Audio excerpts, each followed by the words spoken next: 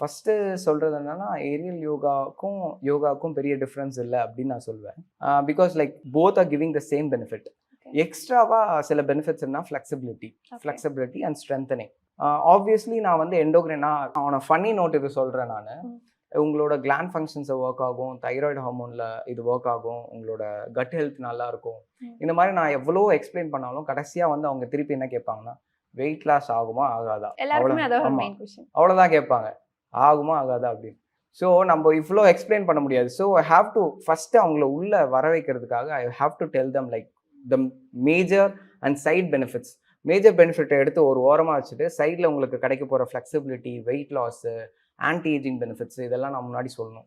அப்போ தான் அவங்க உள்ளே வருவாங்க. உள்ளே வந்துட்டு ஒன்ஸ் தே ட்ரை இட், அதுக்கப்புறம் தான் they will know that okay இது இவ்வளோ தூரம் ஒர்க் ஆகுது, இவ்வளோ இன்வர்டாக ஒர்க் ஆகுது, மைண்ட் லெவல்லையும் ஃபிசிக்கல் லெவல்லையும் போத் இட் இஸ் ஒர்க்கிங் அப்படின்னு அப்புறம் தான் தெரியும். உள்ளே வரதுக்கு முன்னாடி வி டெல் தம் லைக் ஞானி மாதிரி நம்ம ஃபிலாசபி பேசணும்னா தே திங்க் ஓகே இது நம்மளுக்கு சூட் ஆகாது, நம்ம வேற எங்கேயாச்சும் போயிடலான்னு போயிடுவாங்க.